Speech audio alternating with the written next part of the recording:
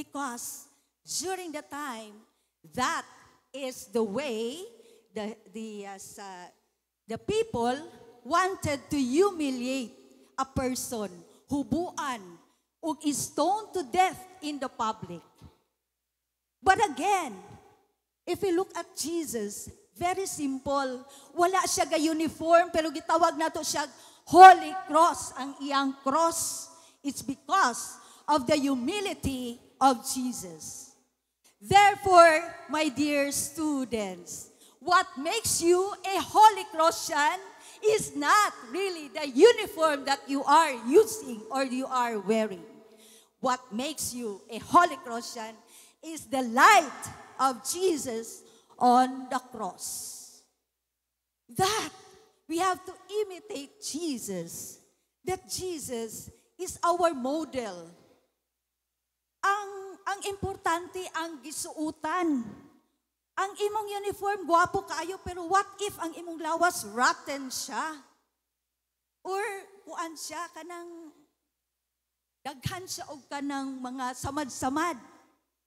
What is important is your body and your soul. And so, in this particular program, my dear students, a little reflection, a very little reflection. If masyadong maingay ang paligid at masyado kang maingay, I tell you, it's difficult to listen to the voice of God. Because the voice of God, sometimes, it's very soft, very gentle. And if you are only relying on what is tangible and what is visible and what is audible, I tell you, you are easily be tempted. Kasi ang temptation, ang ating senses ang ginagamit. And therefore, there must be something. There must be a skill in you that you know how to transcend, that you know how to ascend. Because God Himself is beyond our senses.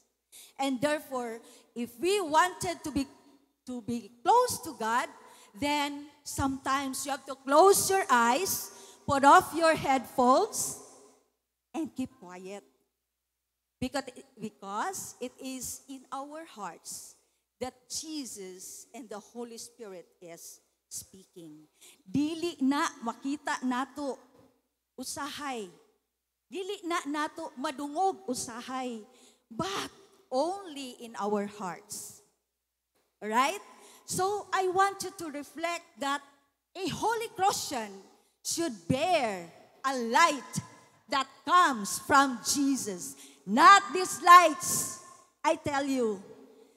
Not these lights, but the light of Jesus. Ma'am, paano yan? Magdaladala, may kuan, ma'am, fluorescent?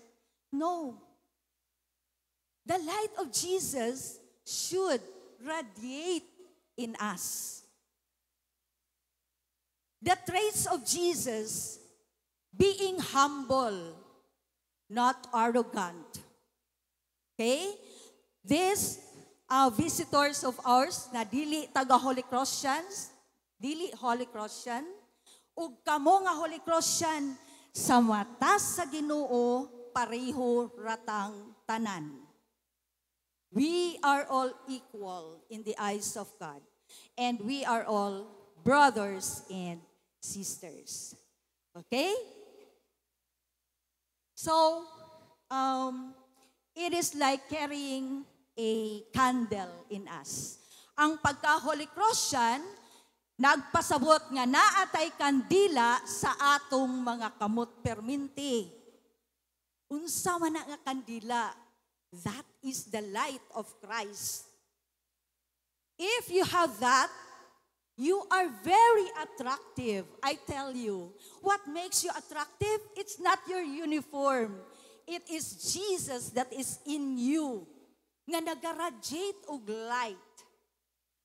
That makes you an authentic Holy Christian. And so as we continue with our celebration, do we have the song? No? All right. Okay, so again, let us try our best to be holy like Jesus. Again, let us try our best to be holy like Jesus. We are not, God did not expect us to be perfect. Not. Maski pa yung pangalan si perfecta or si perfecto. Again, alam ng Panginoon na hindi tayo pwedeng maging perfect. But God is asking us to be humble enough, just like Jesus on the cross. Let us try our best to be like Jesus. Only in that way that we can say that we are truly a holy Christians. Thank you.